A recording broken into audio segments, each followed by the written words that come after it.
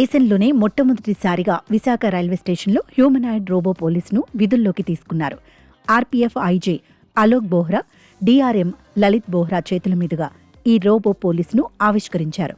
దీనికి ఏఎస్సీ అర్జున్ అని నామకరణం చేశారు. Advanced AI technology, internet of things టెక్నాలజీలతో అభివృద్ధి చేసిన ఈ రోబో పోలీసును భద్రతాపరమైన అంశాలపై పర్యవేక్షణకు రైల్వే పోలీసులు వినియోగించుకోనున్నట్లు తెలిపారు.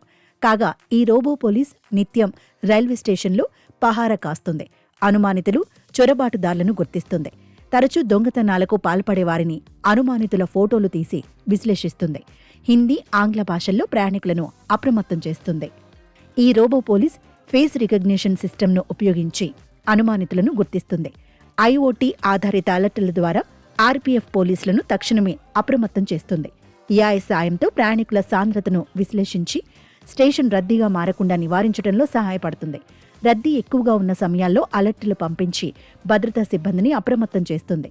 రైల్వే స్టేషన్లో పెట్రోలింగ్ చేసే సమయంలో అడ్డంకులు దాటుకుని ముందే నిర్దేశించిన మార్గాల్లో వెళ్లడానికి ఈ రోబో కాప్లో సెమీ అటానమస్ నావిగేషన్ వ్యవస్థ ఏర్పాటు చేశారు. అంతేకాకుండా ఏఎస్సీ అర్జున్ ప్రయాణికులతో స్నేహపూర్వక సంభాషణలు జరుపుతుంది.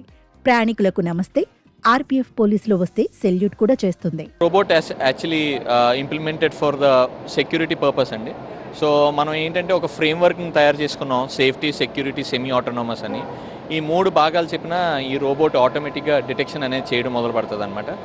Purpose is like if you can see it, surveillance cameras ఉన్నాయన్నమాట. ఈ సర్వేలెన్స్ కెమెరాస్ ఏం చేస్తుందనంటే ఆటోమేటిక్గా ఎవరైనా ఇంట్రూడర్ ఉంటే ఆ ఇంట్రూడర్ని డిటెక్ట్ చేసి ఆటోమేటిక్గా మనకి సెక్యూరిటీ డిపార్ట్మెంట్కి ఇన్ఫర్మేషన్ ఇస్తుంది. That was the first initiative of this particular project.